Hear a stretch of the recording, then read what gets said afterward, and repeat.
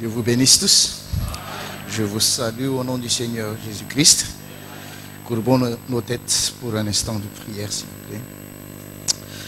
Seigneur Dieu Tout-Puissant, nous te sommes très reconnaissants, Seigneur, ce soir, pour ce grand privilège que tu nous as accordé, de pouvoir nous rassembler encore une fois, Seigneur, dans ta sainte et merveilleuse présence autour de ta parole bénie.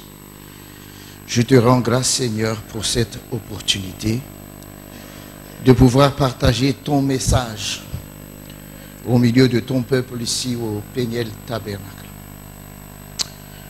Je suis un moins que rien, Seigneur, au sein de ce peuple. Mais comme tu as bien voulu que je parle, c'est ta volonté, Seigneur.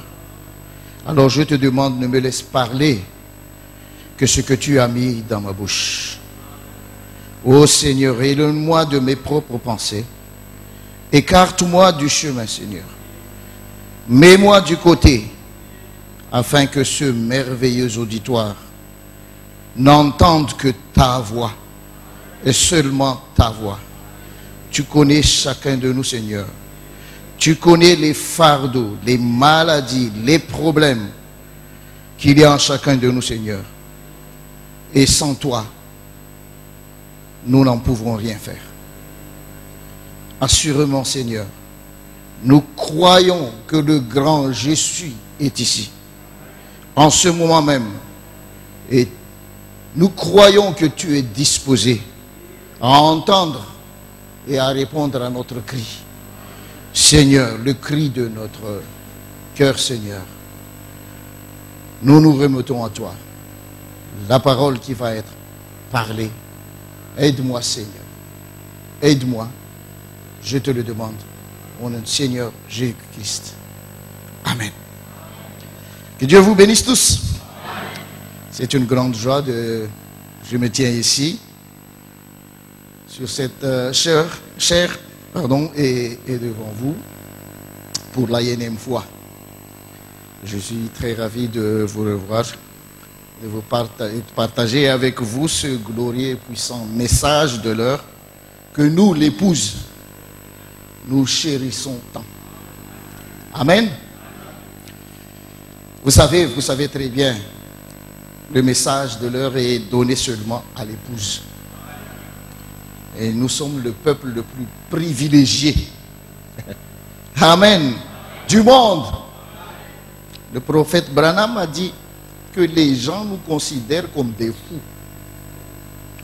Mais il a dit, mais pourtant, nous sommes les peuples les plus intelligents. Amen. Non seulement les plus intelligents, mais il a dit les plus précieux. Comme nous venons de chanter là. Il n'y a rien de plus précieux dans le monde entier, frères et sœurs, que le sang de Jésus-Christ. Vous êtes d'accord? Mais Jésus, il nous a achetés par ce sang le plus précieux. Amen. Alors qui a le plus de valeur? Le sang de Jésus ou toi? C'est toi et moi. Amen. Moi, vous là, quand nous avons un membre de famille qui a le même groupe de sang que nous là, et qui a besoin d'une transfusion sanguine, par exemple. Par exemple, il a besoin de litres de sang. Je ne sais pas, vous, mais c'est ce que j'ai constaté. Nous n'osons même pas donner le demi-litre de nos sangs. N'est-ce pas? 1 litre tout au grand maxi. Et tout de suite après la transfusion, après que nos sangs aient été retirés, nous courons, cherchons tout de suite quelque chose et vite qui peut faire récupérer ce sang le plus vite possible. On prend un steak, le plus gros morceau, on apporte des jus de raisin, on cuise la braie de morel, on prend tout ce qui peut faire monter la tension artérielle. Pourquoi? Parce que le sang est précieux. Car la vie se trouve dans le sang. Amen. Mais Jésus, il a versé tout son sang. Amen. Sans en retenir une seule goutte. Pour nous donner la vie. Amen. Il l'a versé jusqu'à en mourir. Pour toi et pour moi. Il a laissé tout couler à la croix. Pour acheter son épouse. Amen. Alors nous sommes très précieux aux yeux de Dieu. Peu importe que le monde extérieur nous dit. Il peut nous taxer de tous les mauvais noms qu'il existe sur la terre. Tous les noms qu'ils veulent. Mais toi et moi, nous sommes les plus précieux, les plus intelligents aux yeux de Dieu. Amen. C'est le prophète Branham qui a dit cela. Je voudrais remercier le pasteur Nanda pour la confiance qu'il a en moi, en me laissant sa chair et surtout en son absence. Et frères et sœurs, là c'est une chose très très sérieuse. Donner la chair à quelqu'un en son absence. Je dois faire très attention, mais soyez rassurés, Peniel Tabernacle, je sais consciemment où je me tiens. Je ne trahirai jamais cette grande confiance de votre pasteur et de la vôtre aussi. Le fait même que vous êtes venus là, c'est déjà une grande confiance que je ne dois en aucun cas minimiser. Encore merci d'être venu. Prie pour moi, afin que je ne parle de moi-même ou de mes propres pensées, mais afin que lui, il parle à travers moi. Amen. Je suis rien. Je ne suis qu'un outil entre ses mains qu'il peut utiliser à sa façon à lui. Amen. Je ne dirai que sa parole. La Bible a dit, l'homme ne vivra pas seulement de, mais toute parole qui sort de la bouche de Dieu. Amen. Et la bouche de Dieu, vous savez très bien, c'est le prophète. Le prophète, c'est la bouche de Dieu.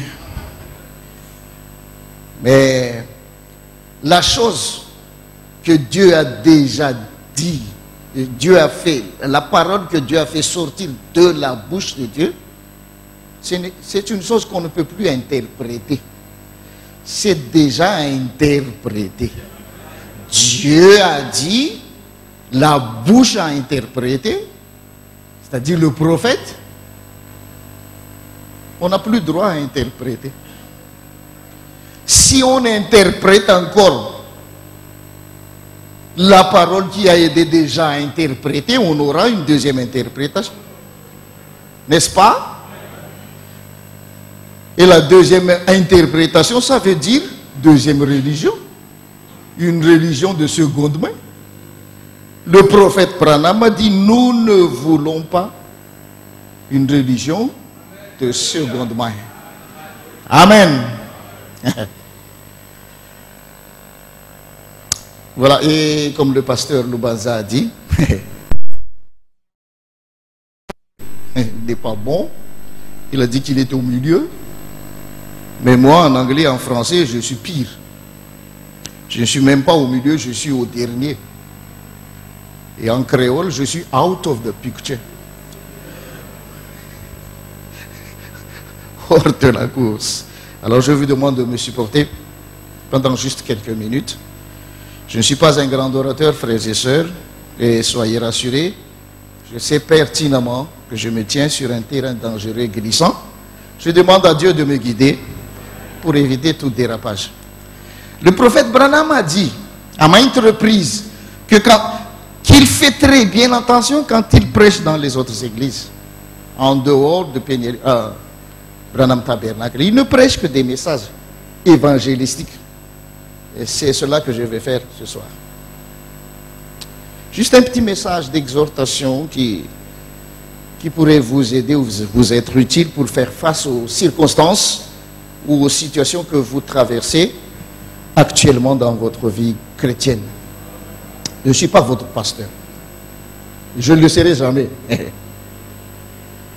Votre seul pasteur est le pasteur Saravenan Virapencheti. Amen. Et il est le responsable, le seul responsable commissionné par Dieu à donner les nourritures spirituelles à vous, les brebis de son pâturage. Amen. Nous les autres prédicateurs, quand on est invité à prêcher sur cette scène, nous donnons tout simplement nos épaules pour l'appuyer. Et c'est tout. Amen. Mais actuellement, vous savez, certains prédicateurs et ministres, quand on leur donne la chair, ils saisissent cette occasion-là pour introduire ou faire glisser un enseignement. Non, non, non. Avec toute humilité et sans vouloir critiquer, loin s'en faut, et Dieu connaît mon cœur. Par exemple, dernièrement à Madagascar, lors d'un enterrement d'un pasteur du message, la famille du défunt a désigné un pasteur du message pour conduire le service dans le funérailles et prêcher la parole. Ce pasteur, je répète, sans vouloir critiquer personne, et comme il est de tendance, excusez-moi si c'est bien comme ça qu'on le prononce, comme il est de tendance melchizedekisme, si je peux l'appeler ainsi, eux ils prêchent Melchizedek, ils baptisent au nom de Melchizedek. Quand ils prient, ils terminent leur prière, nous te le demandons au nom de Melchizedek.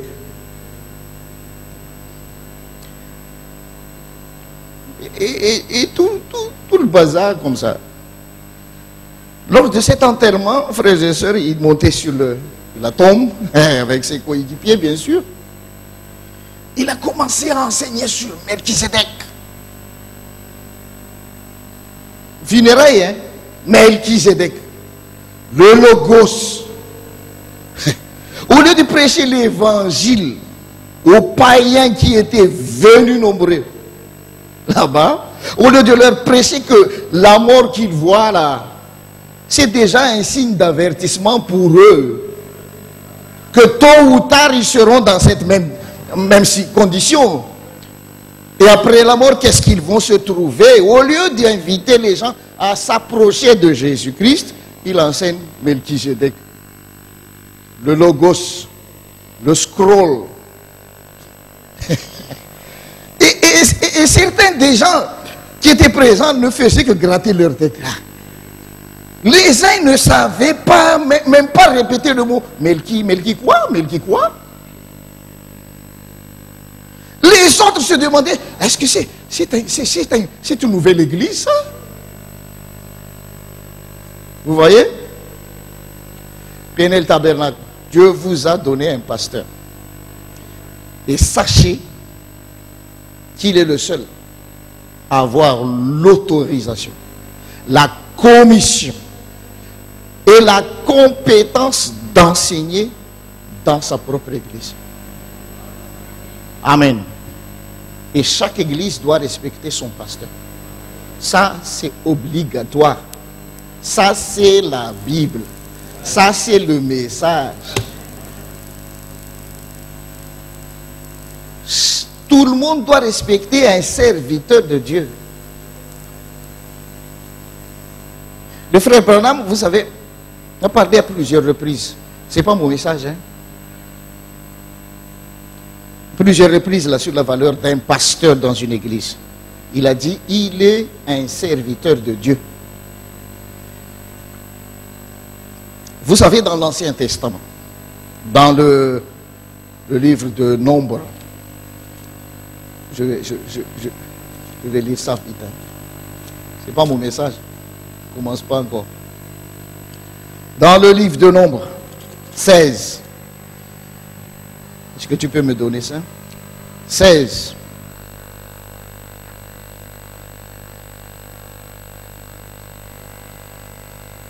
Le frère Branham a pris ce verset-là.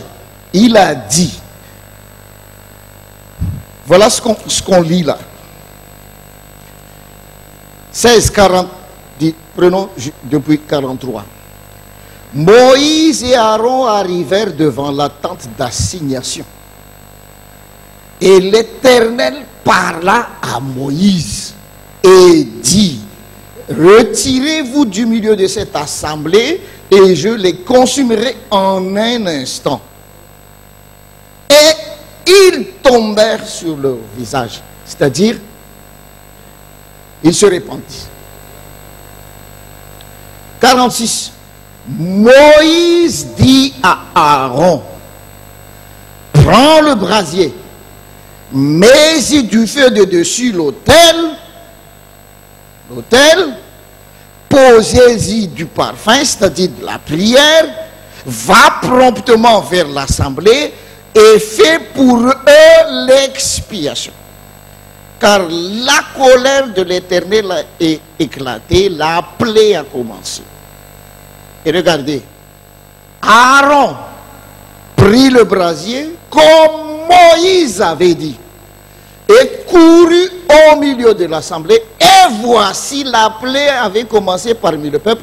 Il offrit le parfum, la prière, et il fit l'expiation pour le peuple. Il se plaça entre les morts et les vivants, et la plaie fut arrêtée. Voilà ce que dit Frère Branham. Vous savez, il n'y a que 2 personnes sur la terre qui peuvent arrêter les malédictions sur les enfants d'Israël. Il a dit, ces 2 personnes sont Moïse, le prophète, et Aaron, le souverain sacrificateur. Il n'y a que ces 2 personnes-là. Et nous, en ce jour, nous avons notre Moïse. Non. Notre Moïse, à ce jour, s'appelle William Marion Branham, n'est-ce pas? Alors, qui est Aaron? Qui est votre Aaron alors? Vous avez déjà la réponse. Je crois. C'est votre pasteur. Il n'y a que ces 2 personnes qui peuvent arrêter ou ôter même les malédictions. Mais ce Aaron-là doit faire selon les ordres du prophète Moïse.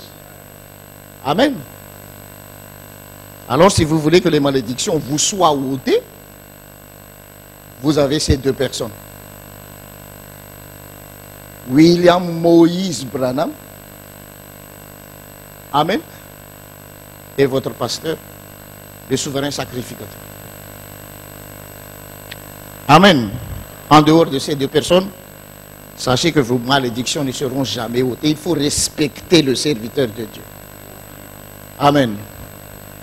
Nous allons lire un message maintenant, un message évangélistique, comme je vous l'ai dit tout à l'heure.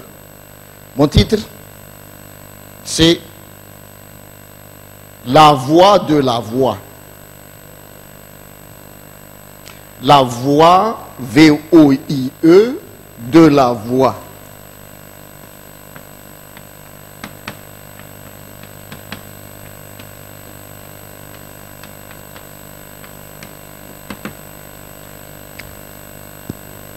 Je n'enseigne pas, hein? Je prêche. Ouvrons notre Bible. Ésaïe. Vous connaissez ce passage. Vous connaissez ce passage. 30, 21. On a le Seigneur Jésus-Christ. Nous lisons 30, 21. Ésaïe 30, 21.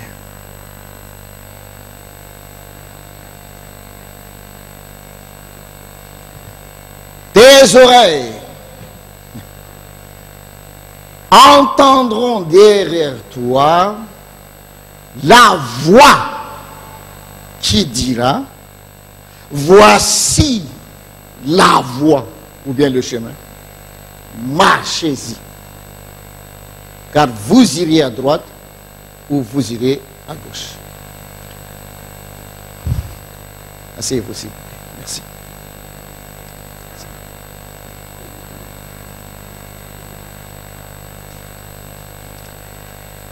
Il y a une voix qui parle. Et cette voix, quand elle parle, elle montre la voix. V-O-I-E. Donc, la voix de la voix. Ou bien, si vous voulez bien, le message que je vais prêcher ici, c'est accroche-toi à ce que Dieu t'a dit. Amen. Il y a une voie, le chemin que la voix nous dit de suivre. La voix VOIE, que la voix VOX nous dit de suivre.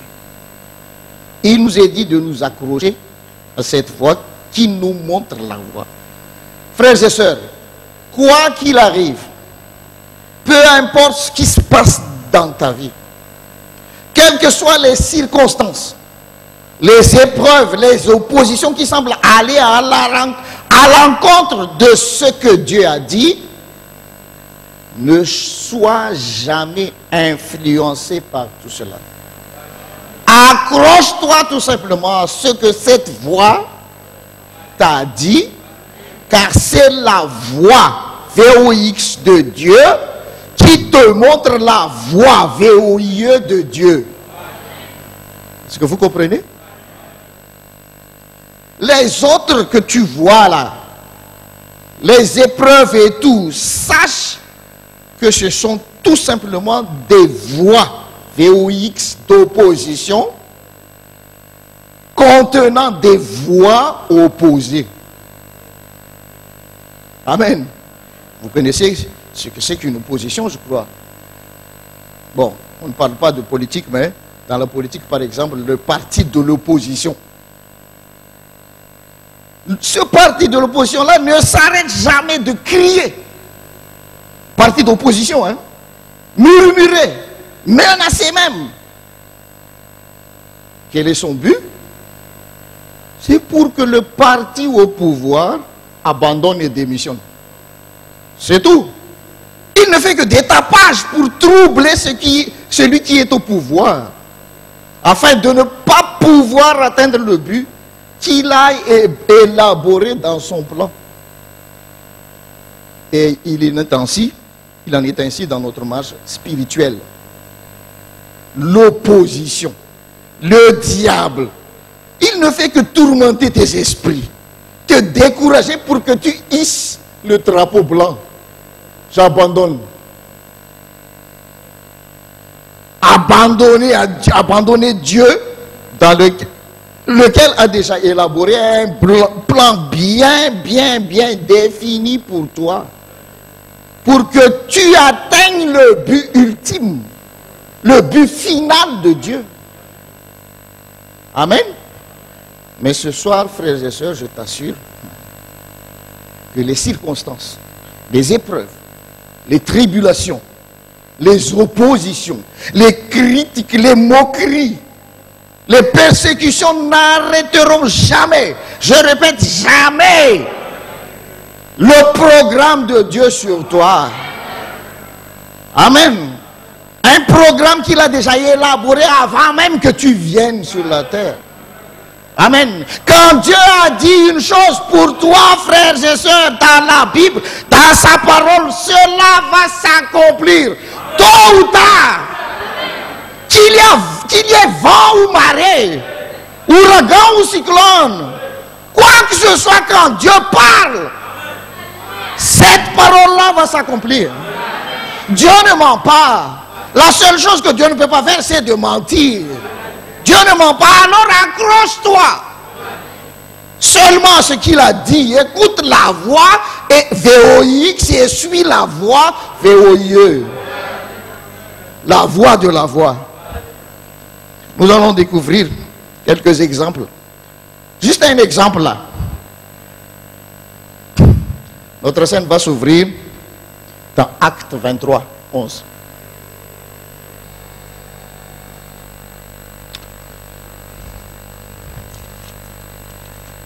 Comme je vous ai dit, c'est un message évangélistique. Hein? On va lire beaucoup la Bible. Hein?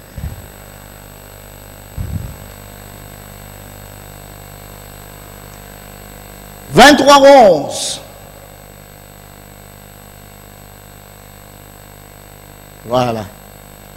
23, 11. Merci les frères. La nuit suivante, le Seigneur apparut à Paul et dit.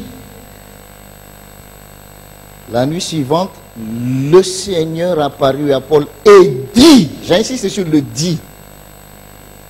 Prends courage, car de même que tu as rendu témoignage de moi dans Jérusalem, il faut aussi que tu rendes témoignage dans Rome. Amen. Alors là, la voix disait à Paul qu'il faut, retenez bien, il faut que Paul témoigne dans Rome, comme il a témoigné dans Jérusalem. Paul, le grand prophète du Nouveau Testament, le grand et fidèle apôtre Paul. Vous savez, le prophète Branham a dit, vous lisez le message, hein? Je n'invente pas. Hein? Il a dit qu'il a mis, il met ses pieds là où Paul a mis les siens. Est-ce vrai? Par conséquent, tous ceux qui croient et prêchent le message de Branham doivent aussi mettre leurs pieds là où Branham a mis les siens. Amen. Mais malheureusement, excusez-moi l'expression. Excusez-moi l'expression, mais il y a beaucoup qui mettent leurs pieds là où le prophète a mis les chiens. Branham a dit qu'il met ses pieds là où Paul a mis les siens. Mais les autres ont mis leurs pieds là où le prophète a mis les chiens. Et où se trouve le chien dans l'Apocalypse? Que le prophète Jean a écrit, chapitre 15. Dehors, les chiens. Nous, on ne met pas. Nous, on met nos pieds là où le prophète a mis les siens. Mais eux, ils ont mis leurs pieds là où le prophète a mis les chiens. C'est une petite parenthèse. Ici, c'est Paul que nous voyons. Nous lisons ici que c'est Paul qui est mentionné. Et vous savez que le prophète Branham nous a dit que nos noms se trouvent quelque part là. Dans la Bible. Amen. Il a dit, nos noms sont dissimulés quelque part ou cachés dans le nom de quelqu'un dans la Bible. Et ça, selon ton cas. Selon les circonstances et les situations que tu traverses là, actuellement. Tu peux trouver ton nom dans les personnages de la Bible qui se trouvaient dans la même situation que toi. Par exemple, tu peux trouver ton nom dans le nom de Sarah. Tu peux trouver ton nom dans le nom d'Anne.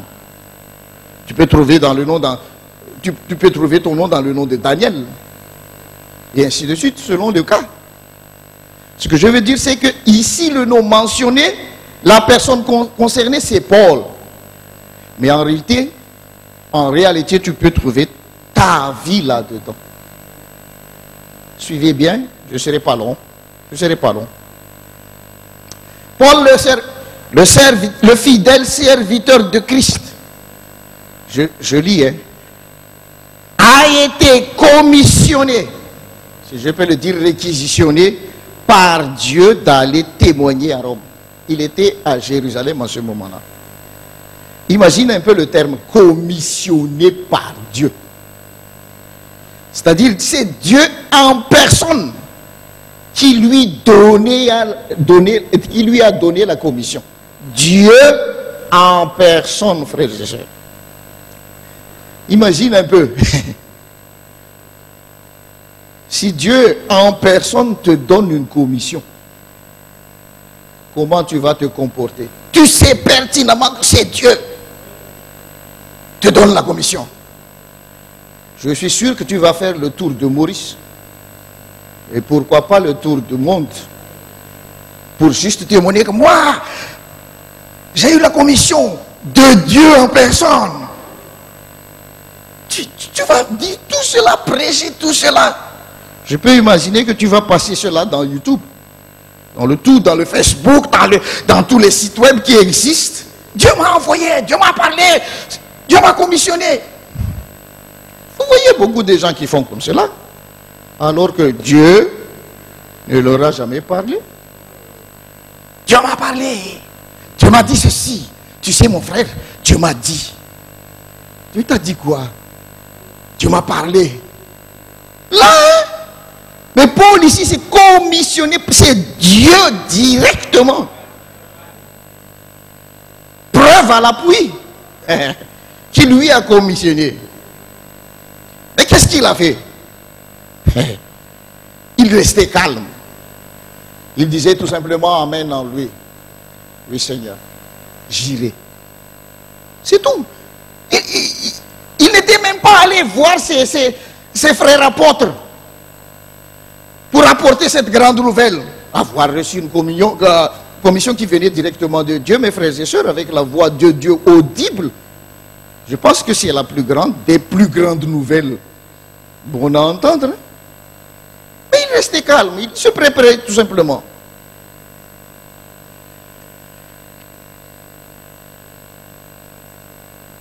Bon, commençons à regarder la scène. Et ce qu'une personne réellement envoyée de Dieu doit subir. Ce une personne commissionnée, envoyée de Dieu, confirmée, doit subir selon la voie verrouillée de Dieu. Nous voyons là qu'une voix, la voix de Dieu dit une chose à Paul, et cette voix lui a dit d'aller dans une voie verrouillée bien tracée par la voie VOX, Rome, c'est-à-dire de Jérusalem à Rome. Retenez bien dans votre mémoire, frères et sœurs, que c'est Dieu qui a dit une chose, c'est Dieu qui a commissionné Paul. Amen. La première chose que Paul a vue, c'est quoi?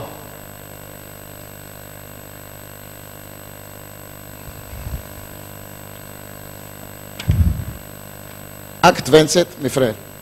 C'est là que Paul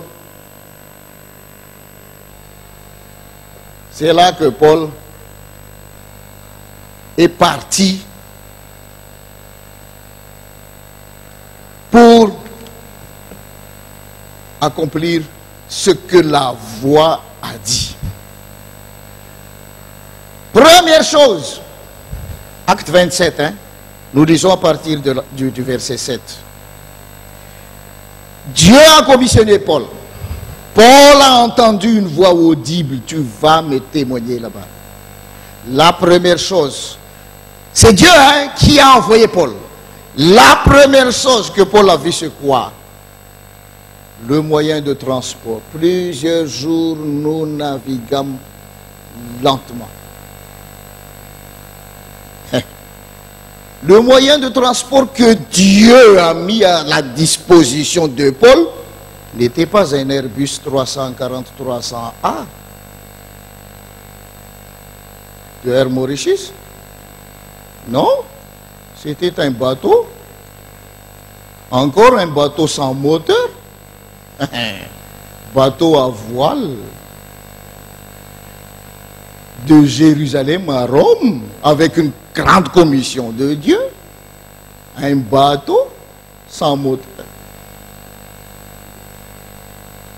Alors que c'est Dieu en personne qui l'a envoyé. Si c'était toi, je pourrais imaginer que premièrement, tu vas réclamer une Concorde comme moyen de transport, parce que c'est Dieu qui t'a envoyé.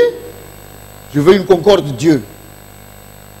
Très rapide, puisque moi je voudrais vraiment témoigner de toi. Allez, envoyez-moi une Concorde. Parce que c'est une commission de Dieu, c'est-à-dire avec des preuves irréfutables, des évidences confirmées.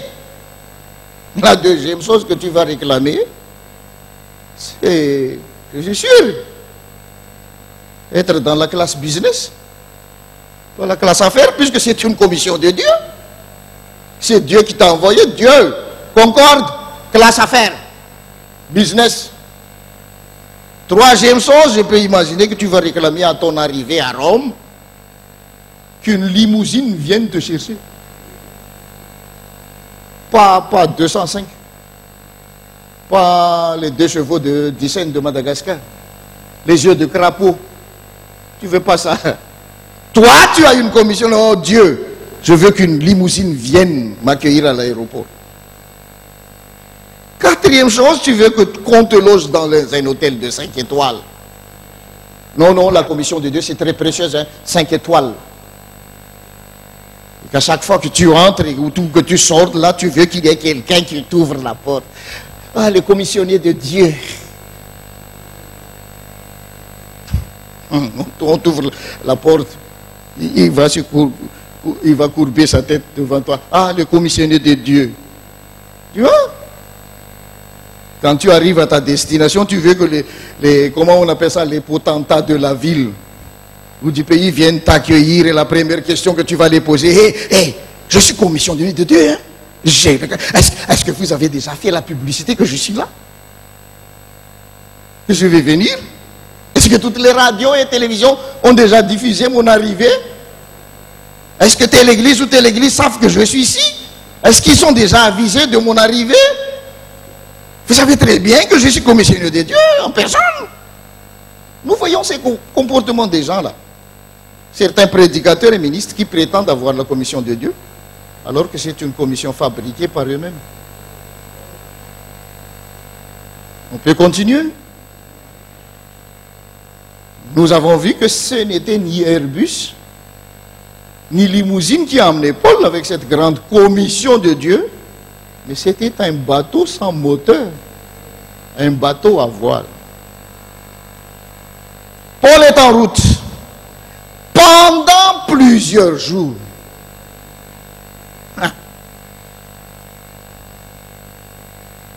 Pas 1 ou 2 jours, hein, avec une commission urgente. Pendant plusieurs jours, nous naviguâmes lentement. Pas en vitesse éclair. Alors qu'il avait la commission de Dieu, il avait la parole, il avait la voix de Dieu, il avait le message de l'heure. Mais lentement. Frères et sœurs, lentement.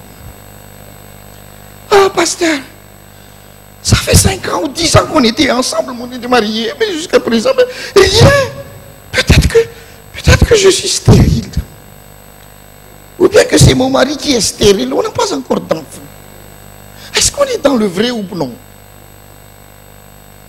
Regardez mes voisines, mes voisins, mes amis, ils ont beaucoup d'enfants, alors qu'ils ne sont même pas des chrétiens. Alors que nous sommes des chrétiens fervents. Ils ne sont pas dans le message, mais nous le sommes. Et nous, voilà. Frères et sœurs, tu n'es pas ta voisine. Tu n'es pas ton voisin. Le frère Branham m'a dit que tu es spécialement spécial. Amen. Qu'est-ce que Dieu t'a dit? Dieu a dit, il n'y aura ni stérile, ni sans enfant parmi les enfants d'Israël. Qu'est-ce que Dieu t'a dit? Accroche-toi à ce que Dieu t'a dit. Mais j'ai déjà 40 ans. Le médecin, il a dit qu'il n'aura plus aucun moyen pour moi d'avoir un enfant. Je suis fini. Non, sœur. Tu n'es pas fini du tout. Tu ne fais que commencer. Amen. Sœur, excusez-moi, je parle aux sœurs qui sont découragées. Premièrement, je te dis, mes très chères sœurs, tu n'as même pas encore la moitié de l'âge de Sarah. Vrai ou faux? Hein? Pourquoi tu te décourages déjà là? Tu n'as même pas la moitié de l'âge de Sarah. Voulez-vous que je vous dise quelque chose? Sarah était doublement ménopause. 90 ans. Ménopause double.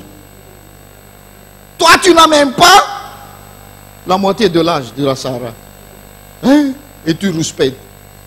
Qu'est-ce que Dieu t'a dit? Amen. Pourquoi bon, je ne minimise pas les médecins. Hein. Le prophète Branham a remercié la science. Hein. La science nous aide. Mais pourquoi? Moi, je te demande pourquoi tu crois plus aux médecins, comme le frère Loubanza a dit, qui ne peut même pas créer une poupée.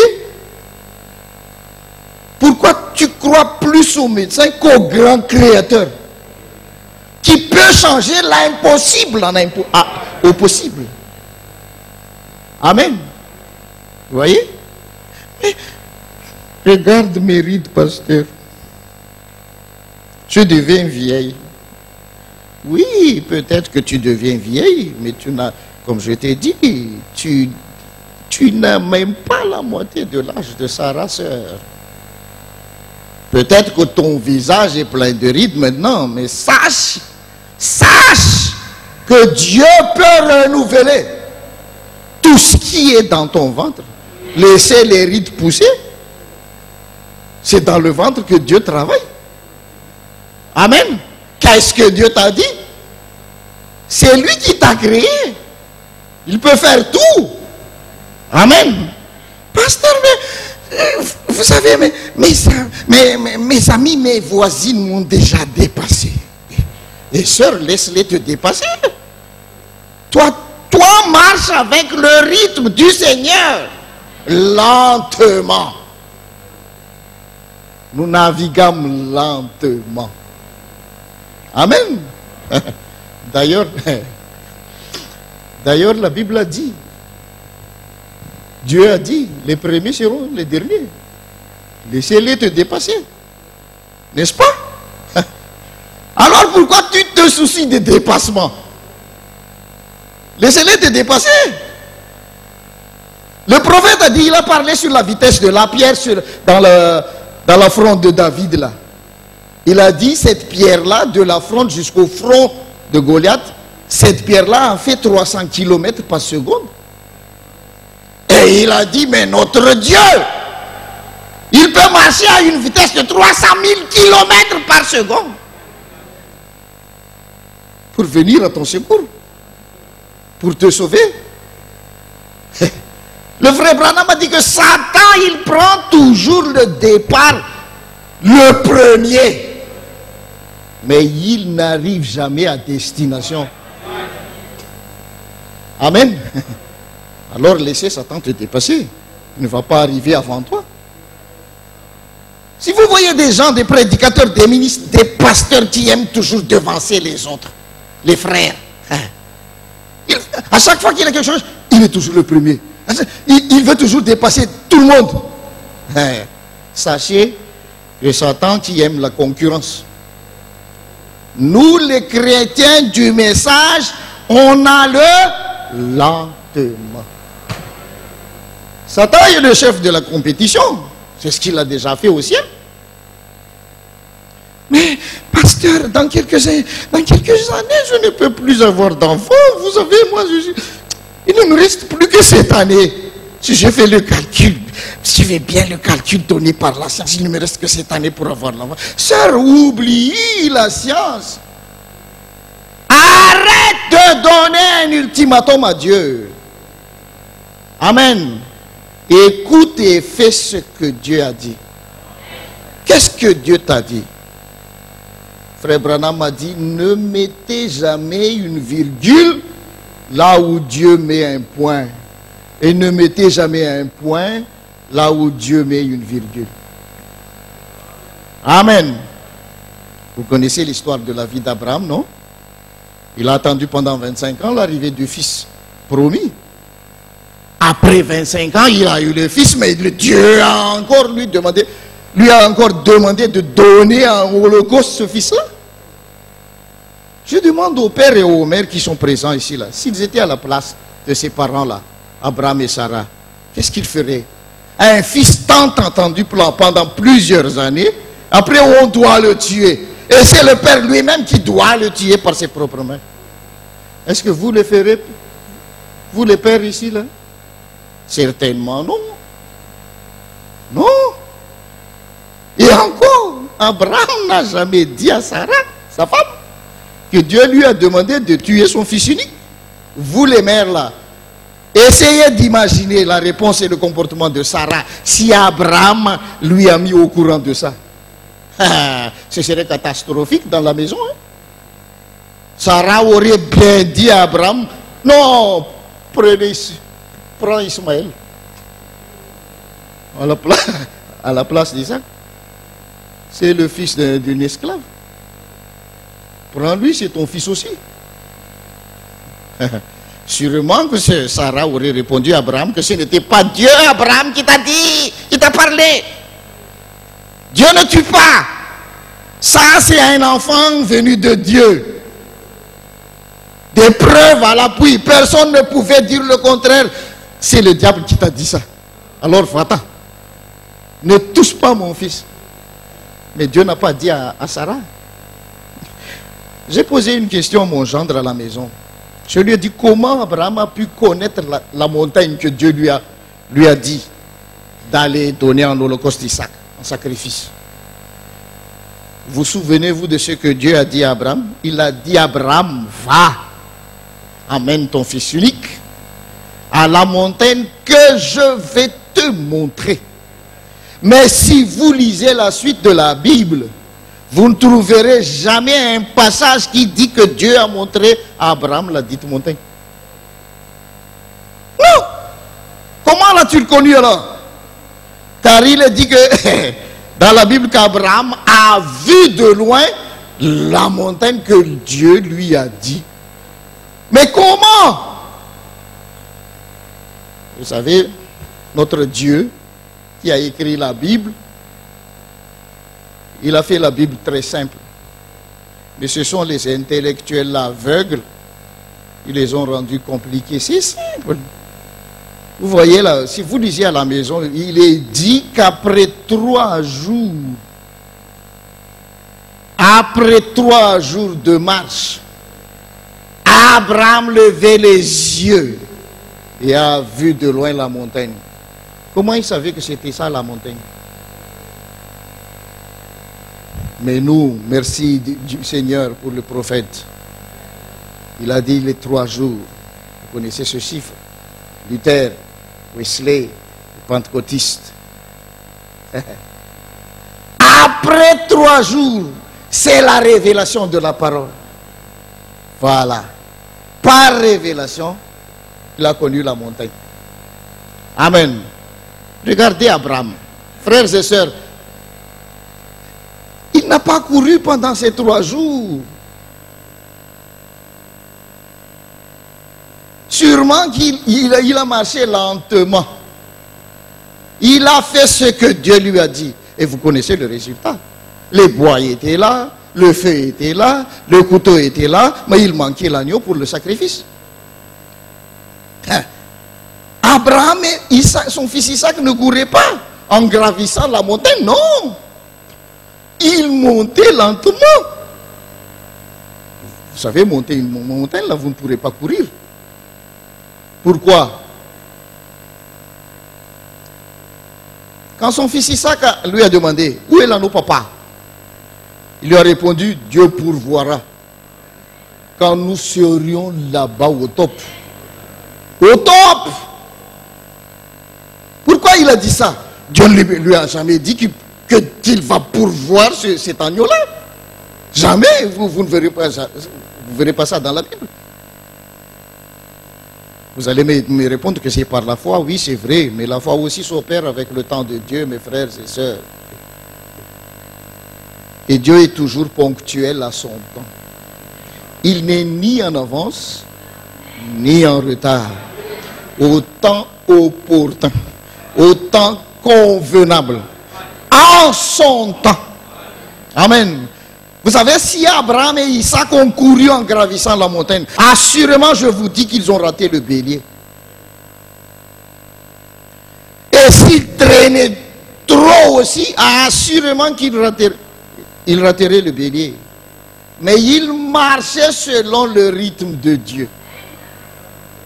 Amen. Frère Soulouf, pourquoi tu dis qu'il raterait le bélier? C'est simple, mes frères, c'est sœurs. C'est simple. La montagne est comme ça. Isaac et Abraham étaient ici, mais le bélier aussi était ici. Plus Abraham montait, plus le bélier montait. Amen. Plus Abraham et Isaac s'arrêtaient, plus le bélier s'arrêtait. Est-ce que vous comprenez? S'il courait, le bélier ne peut pas courir en montant. Il raterait le bélier. S'il traînait trop, le bélier aurait été arrivé avant eux. Il raterait le bélier. Est-ce que vous comprenez?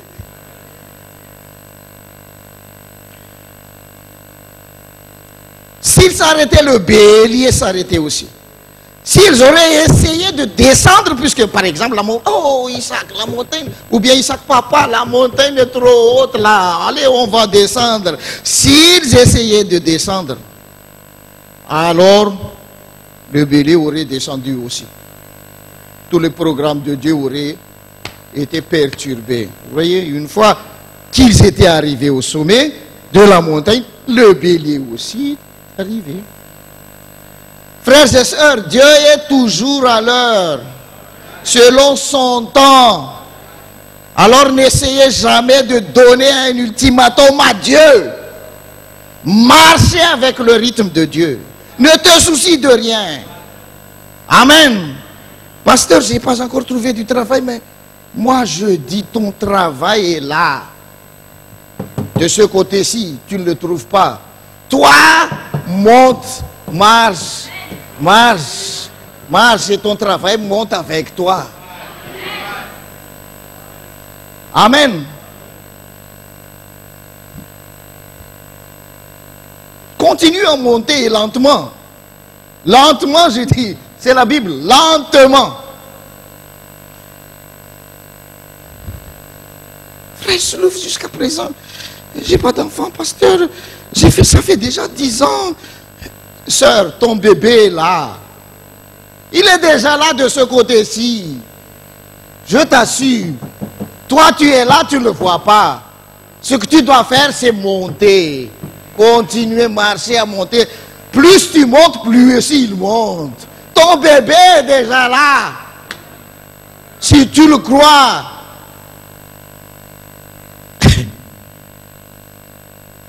Vous, toi et ton enfant sera au rendez-vous à la même heure de Dieu, à la même minute de Dieu, à la même seconde, au sommet. C'est pas en bas, hein? C'est pas au milieu, hein? Non, non, non, tu continues à marcher lentement, ne t'arrête jamais et surtout, n'essaie jamais de descendre. Moi, je te conseille. N'essaie jamais de descendre, c'est-à-dire n'abandonne pas. Accroche-toi à ce que Dieu t'a dit. Frères et sœurs, ta guérison est là. Elle est déjà là. De ce côté-ci. Mais tu ne le vois pas. Continuez à monter seulement. Et lentement jusqu'au sommet de la montagne. On peut continuer? Verset 7 toujours. Verset 7. Et ce ne fut pas sans difficulté. Sans difficulté. Tu penses qu'après avoir eu une commission de Dieu, après avoir reçu la parole de Dieu, après qu'on a prié pour toi, après qu'on t'a imposé les mains là, après avoir jeûné, tu penses que tout se passera comme sur des roulettes? Non, ce ne fut pas sans difficulté. Là encore, lisez ce chapitre-là à la maison pour gagner du temps. Où le le vent ne nous permet pas d'aborder. Hé, frères et sœurs, c'est comme si le vent était aussi invité dans l'affaire. Hein? Que tu l'invites ou non, le vent vient. Le vent sera toujours présent. Verset 9. Un temps assez long s'était écoulé. Ce n'était pas 2 jours, mais un temps assez long. Et toi, il n'y a même pas que 10 ans que tu es dans le message. Et tu te sens déjà découragé? Un temps assez longtemps. Là, déjà, tu te fais des idées. En pensant que, oh, ma prière ne serait jamais exaucée. Non, un temps assez longtemps. La suite. La navigation devenait dangereuse. Waouh! Un homme ayant la commission de Dieu, ayant la parole, la promesse de Dieu, perturbé par une navigation dangereuse. Si tu étais à la place de Paul, assurément, tu vas dire que la voie n'était pas de Dieu, la VOIX, et la voie n'est pas VOIE, celle de Dieu. Tout était au contraire. Verset 12, regardez. Même le temps entrait en scène. Le temps jouait aussi son rôle pour empêcher Paul d'arriver au bon port. C'était l'hiver. Comme le temps que Dieu, là où Dieu a conduit Josué et les enfants d'Israël. Vers le Jourdain, c'était l'hiver. Verset 13, un autre vent encore vient s'ajouter à cela, le vent du sud. À Madagascar, en ce moment d'été là, quand le vent vient du sud, avant la pluie là, oh, c'est comme une tempête, hein, comme un cyclone. Ce vent-là, il arrache tous les toits. Là, le vent vient. Verset 14, un autre vent impétueux. Les vents sont au rendez-vous, frères et sœurs. Quand vous suivez ce message, les vents, toutes sortes de vents. Là, un vent impétueux, une tempête tropicale qui avait déjà un nom. C'est quoi? Hérakilon. Hérakilon. Se déchaîna. Ah! Le pauvre Paul, le chrétien fervent, tout était contre lui. Verset 15, 16, 17, vous verrez les grands problèmes qu'ils ont eus. N'oublie pas que Paul avait la parole de Dieu avec lui. Il avait le message de Dieu, le message de l'heure. Verset 18, violemment battu par la tempête, on a jeté la cargaison.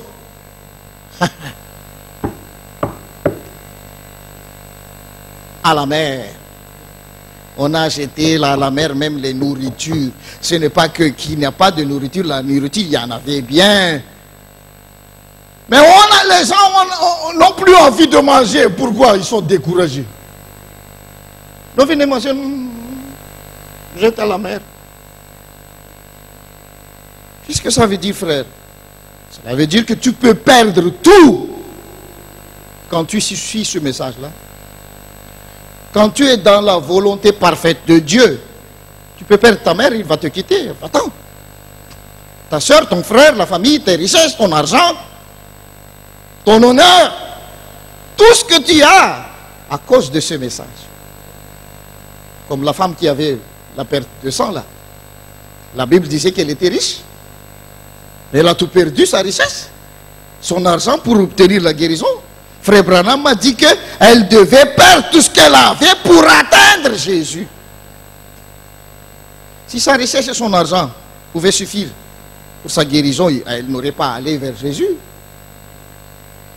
En d'autres mots, elle n'aurait pas atteint le but. Nous allons voir à la fin de ce message-là que le fait de jeter ces nourritures-là était très importante pour Paul et pour ces gens-là. Verset 19. Et s'ajoute encore le problème, les rames étaient cassées. Ramer à la main. C'est pas facile, hein?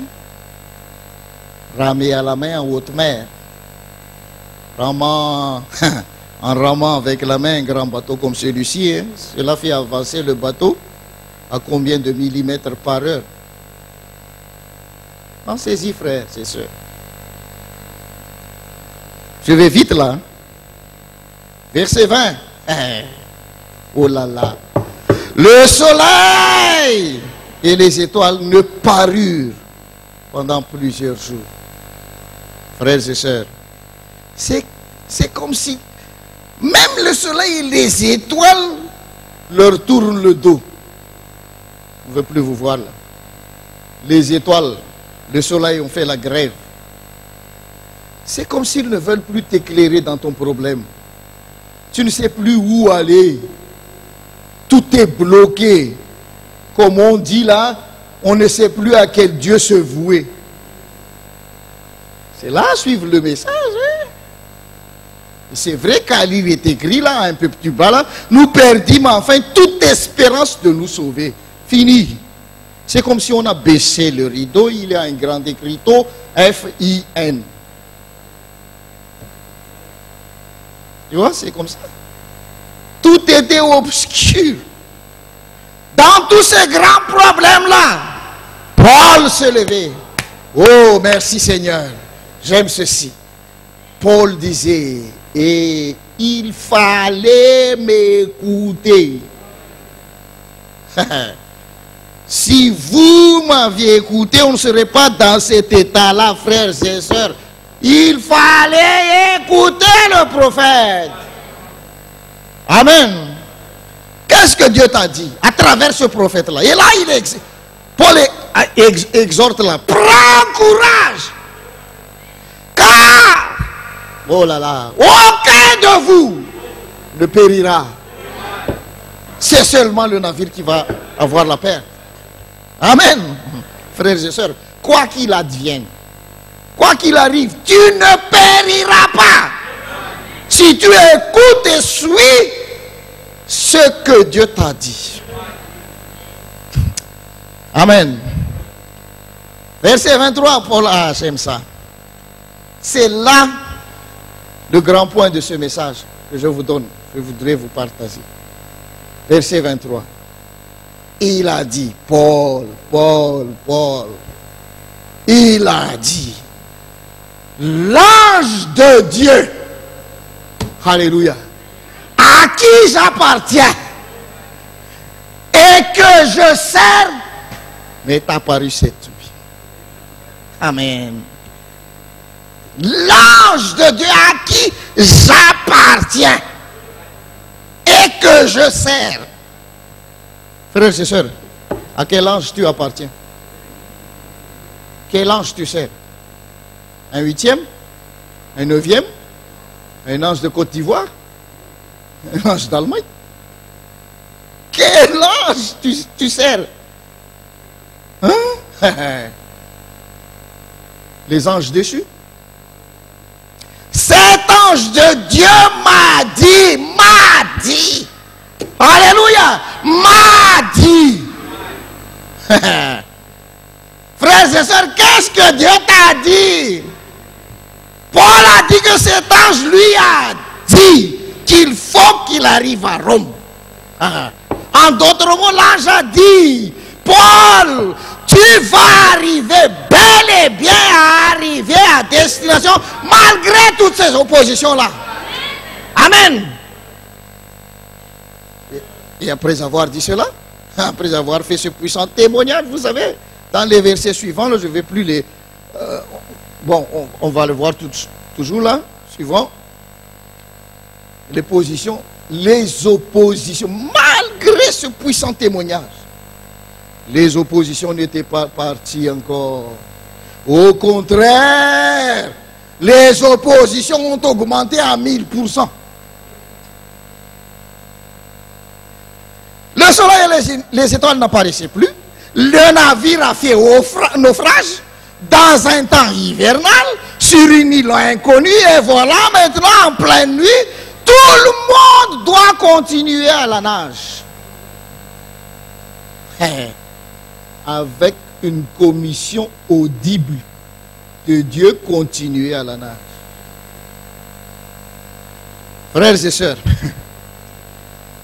c'est bien écrit dans cette Bible, ils étaient 276 dans le navire, dans le bateau.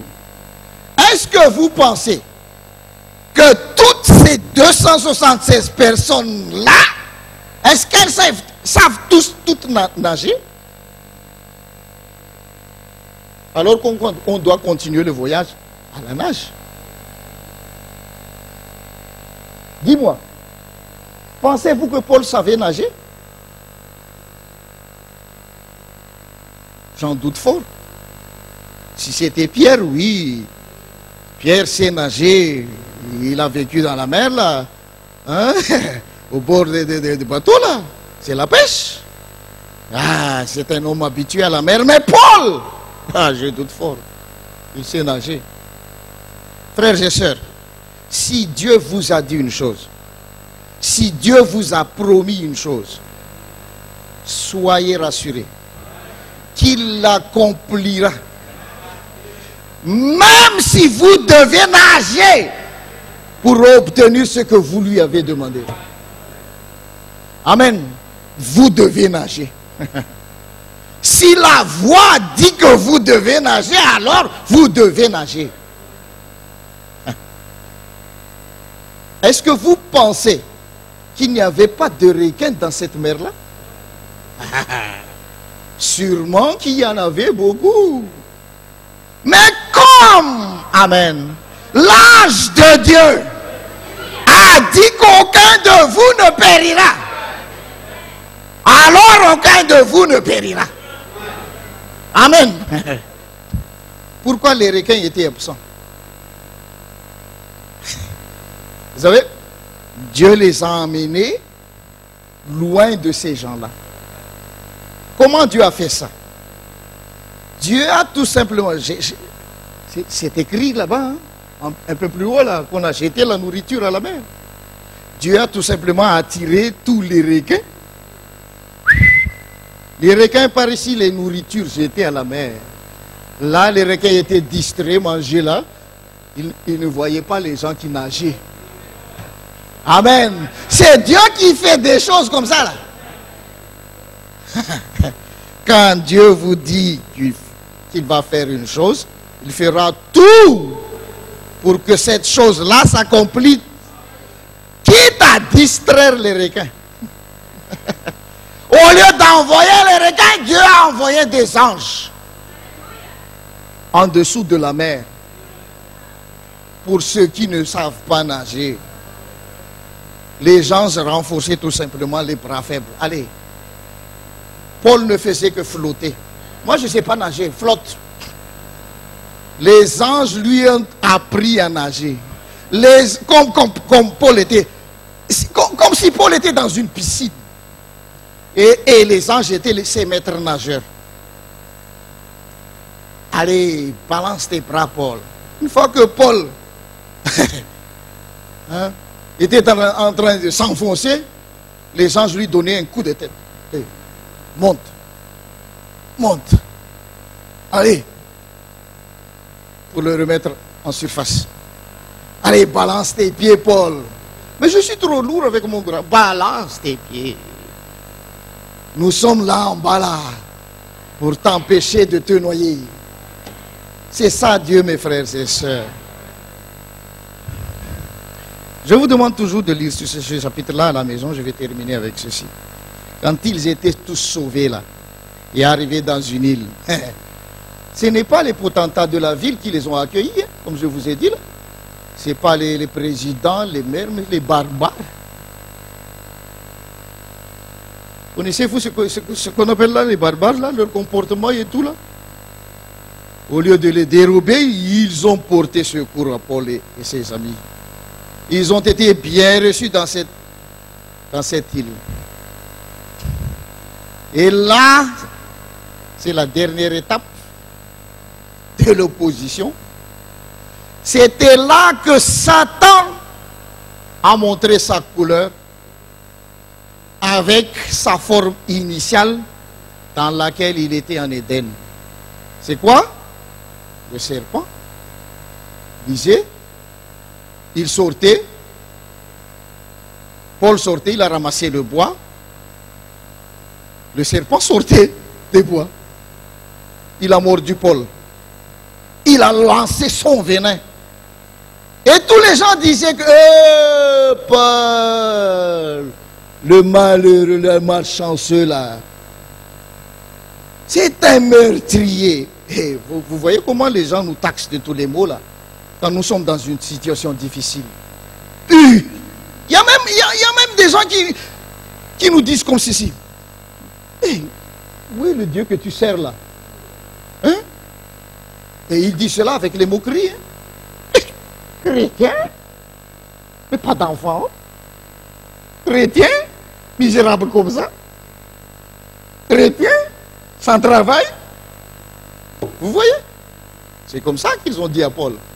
Meurtrier. Comme, je termine là, hein? Comme les gens dans le temps de Siméon là. Les gens ont regardé Siméon. Dieu demandait pourquoi Siméon est toujours en vie. Pourquoi il ne meurt pas encore? Alors que les gens, les hommes de même âge que lui, ils étaient déjà tous partis depuis longtemps. Mais Siméon a répondu, Dieu a dit. Amen. Dieu a dit que je ne mourrai pas avant que je voie le Messie. Dieu a dit. Et ces barbares ont entendu aussi la mort de Paul, lui taxant de tout le mauvais nom. Mais Paul, comment était-il resté calme? Il continuait toujours à ramasser les bois. C'est comme s'il cherchait encore d'autres serpents. Où sont les autres là?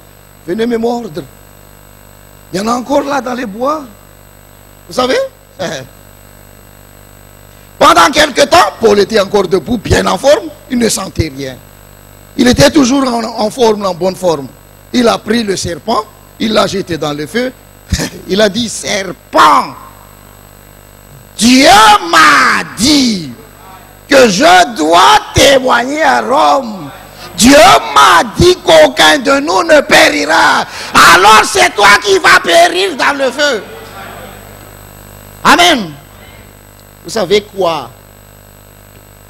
Le poison, le venin que le serpent a introduit dans les veines de Paul, vous savez, Dieu les a transformés en vitamines.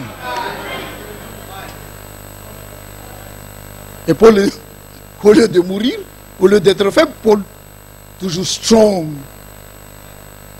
Pourquoi? Les venins étaient devenus vitamines. C'est Dieu. Aucun de vous ne périra. Frères et sœurs, j'aurais voulu vous donner mon témoignage lors de cet accident-là qui m'est survenu quand j'étais au Cape Town dernièrement. Merci beaucoup pour votre prière. C'était grâce à votre prière que j'étais sorti sain et sauf. Le temps ne me permet plus pour vous dire que moi, mes frères et sœurs, j'ai vu le diable. Vous avez vu l'accident. Mais après, la même nuit là, de cet accident, j'ai vu les démons de mes propres yeux, en chair et en os, qui ricanaient, en disant, we'll get you, we'll get you. J'ai vu de mes propres yeux, quand je me suis allongé comme ça, là, pensant, qu'est-ce qui arrive à cette voiture-là? Pourquoi il y avait un démon, un homme costaud qui a tiré mes orteils comme ça. Et la suite de cet accident-là, bon, je sais pas si j'aurai encore une occasion pour... Mais merci. Merci pour votre prière. Le frère Nanda m'a dit, quand je lui ai envoyé ces photos-là, il a dit, Slouf, quelle coïncidence. L'église vient de prier pour toi, Yes.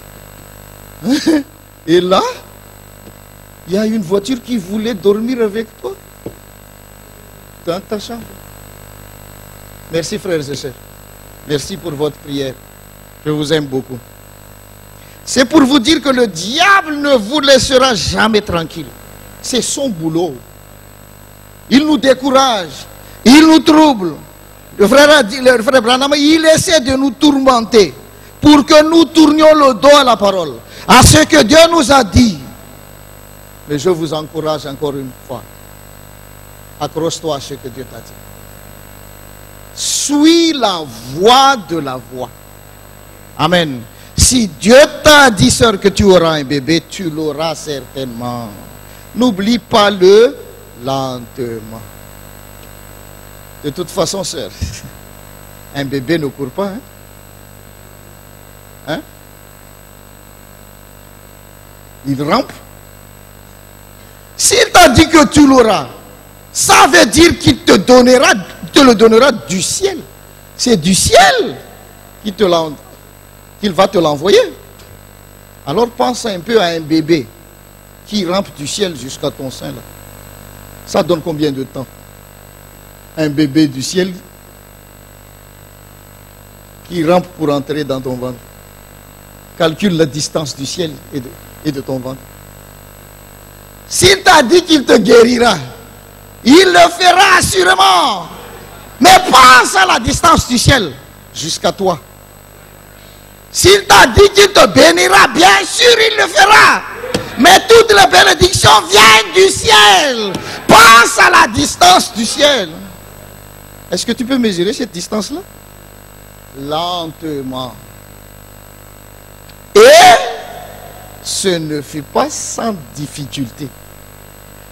Frères et sœurs, les vents seront au rendez-vous, les rames seront cassées, le bateau fera naufrage, tu nageras dans la mer glaciale et dans la nuit sans étoiles ni soleil. Et le serpent t'attendra pour injecter ses venins dans tes veines. Mais, frères et sœurs, Péniel Tabernacle, qu'est-ce que Dieu t'a dit? Accroche-toi à ce que Dieu t'a dit. Dieu vous bénisse tous.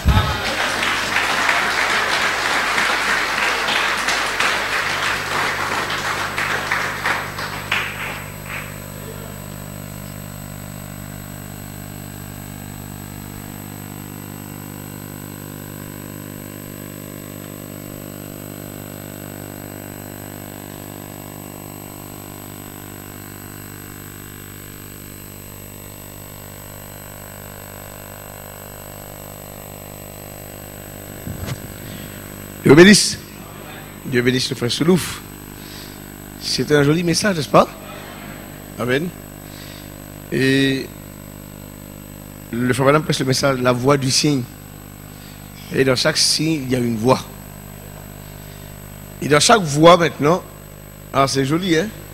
La voix de la voix. C'est-à-dire le chemin de la voix. Et Dieu nous a donné dans cet âge une voix dans laquelle, dans sa voix, nous a montré la voie la voie c'est le chemin que nous devons prendre. Beaucoup de fois, Dieu nous parle dans sa voix. Et la voix de Dieu pour cet âge, là nous avons lu Actes des Apôtres, la voix de Dieu c'était Paul. C'était la voix. Code vocal de Paul, c'était la voix de Dieu pour l'âge de Paul. Et Paul, sa voix, leur donnait la voie qu'il devait prendre. Il fallait écouter la voix. Pour prendre le droit chemin, il fallait écouter la voix du prophète de Paul. Dans notre âge, la voix de Dieu, c'est la voix du prophète. Et la voix du prophète, c'est le chemin que nous... Pour prendre la bonne voie, le droit chemin, il faut écouter la voix. Pas d'autre voix. Il y a une seule voix pour notre âge. Dieu a pourvu à chaque âge une voix. C'est ça le chemin de la voix. La voix, c'est le chemin. La voix, V-O-I-E, c'est la voix. Et beaucoup de fois, on veut prendre notre propre voix. On fait taire la voix de Dieu. On entend la voix du prophète qui nous dit, tu ne dois pas faire ça, tu dois faire ça. Tu dois prendre ce chemin-là. Mais qu'est-ce qu'on fait nous? On fait taire la voix du prophète. On bouche nos oreilles à la voix du prophète. Parce qu'on veut prendre notre propre voix à nous. On veut prendre notre chemin. La Bible nous dit que ma voix, c'est pas votre voix. Mais mon chemin n'est pas votre chemin. Mais beaucoup de fois, on veut faire notre voie, notre chemin. Et la voie VOIE, c'est le chemin. On veut prendre notre chemin à nous. On veut faire taire la voix du prophète. Dieu nous a envoyé une voix dans cet âge pour savoir quel chemin prendre. Mais trop de fois, on veut écouter notre propre voix, notre voix à nous. On fait taire la voix du prophète. On ne veut pas suivre le chemin de Dieu. On fait taire sa voix. On écoute notre voix à nous et on prend notre chemin. Nous allons mettre debout ensemble. C'est bien, c'est joli de voir que Dieu nous a donné une voie. Si vous voulez vivre, si vous voulez arriver à bon port, il fallait écouter la voix de Paul. Et ces gens qui étaient sur le bateau là, il allait faire un naufrage, mais s'il avait écouté la voix de Paul, rien ne serait arrivé de grave. Et là, mais Paul a dit, il fallait écouter ma voix. Si vous voulez arriver à bon port, si vous voulez réussir dans la vie, si vous voulez avoir de la victoire, Dieu a pourvu une seule voie pour cet âge. Pour l'épouse, il y a une seule voie. Personne d'autre. Dieu nous a donné la voie. Sa voix, là c'est la voix du prophète. C'est la voix de ce message. Écoutez cette voix. Et quelquefois, cette voix va vous faire traverser beaucoup de difficultés. Vous traverserez des tempêtes qui s'appellent Héraklion.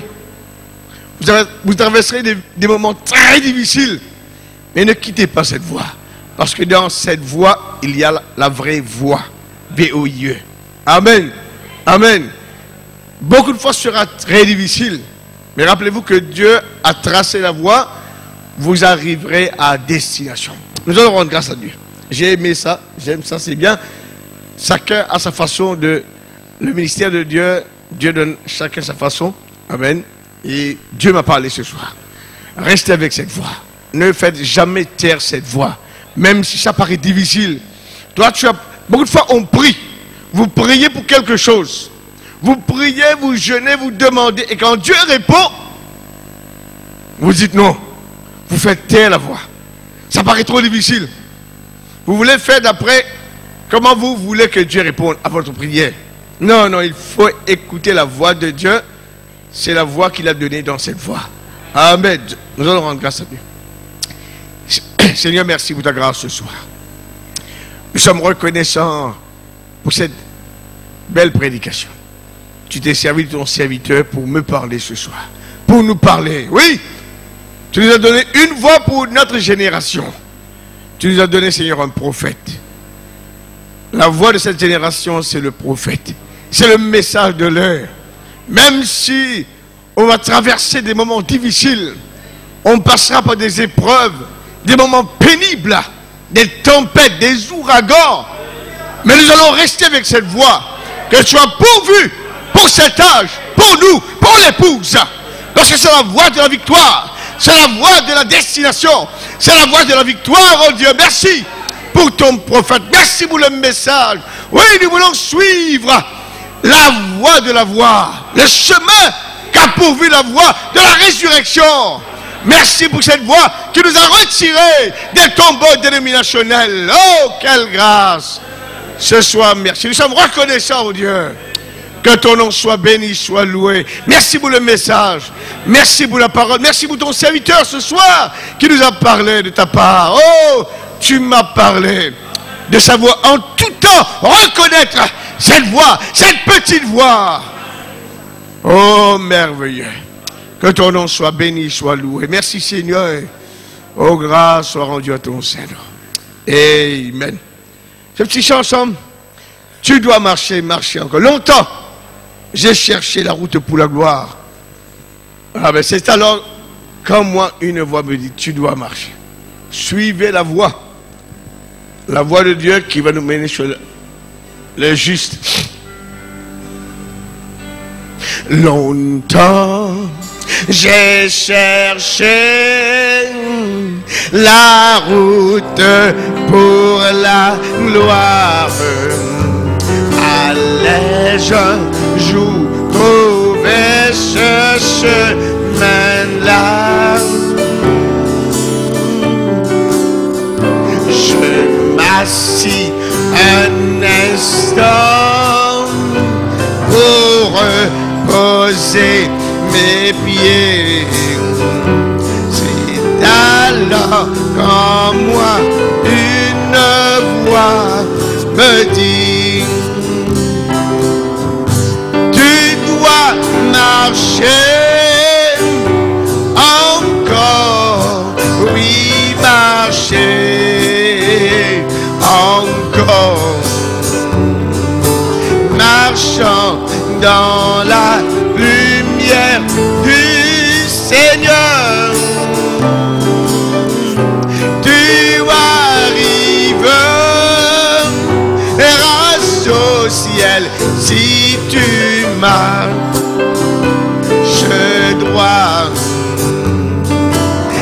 marchant dans la lumière du Seigneur.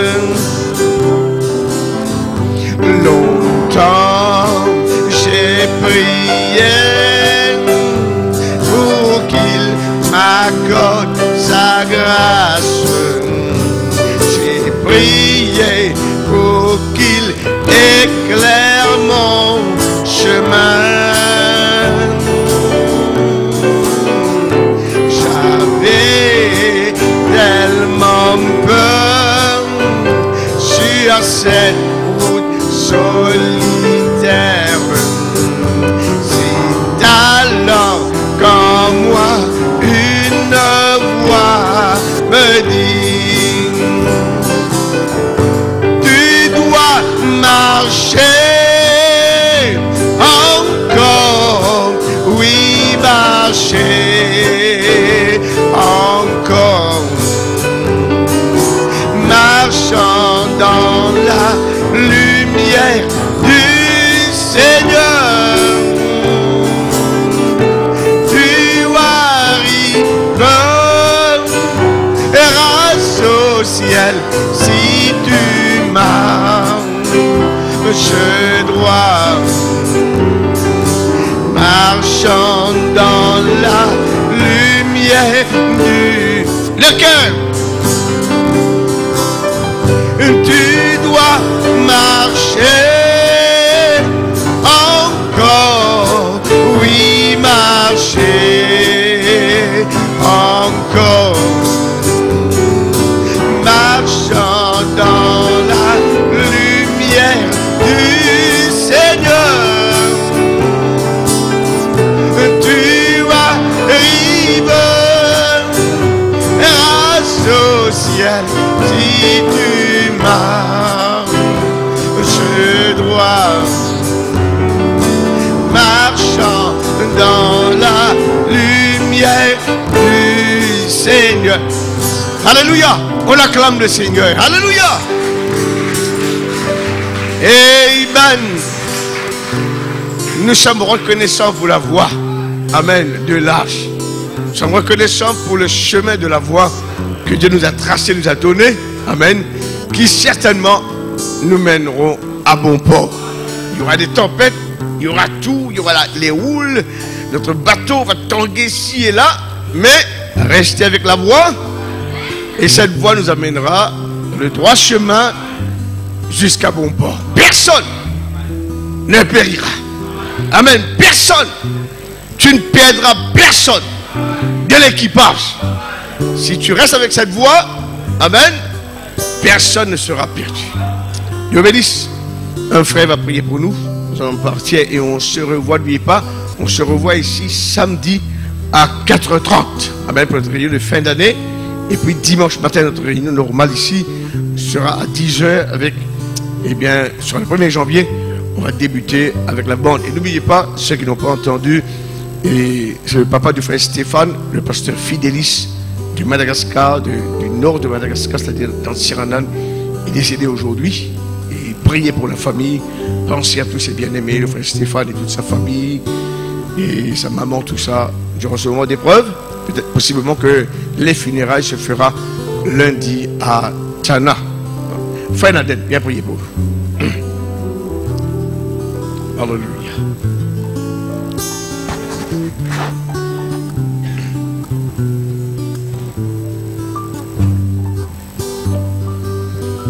Glorieux Père très saint, nous voulons te dire merci Seigneur.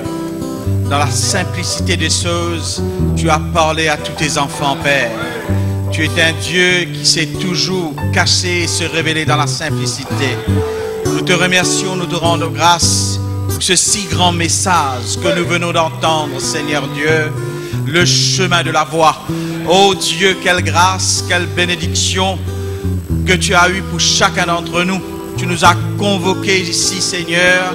C'est toi qui nous as déplacés pour nous amener jusqu'ici, mais nous ne sommes pas dessus, Seigneur.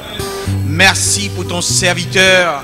Oh Dieu, je te prie de renouveler sa force, de le bénir, de bénir son ministère, de la tâche que tu l'as confiée. ses enfants, sa chère épouse et son église. Nous les plaçons entre tes mains bénies.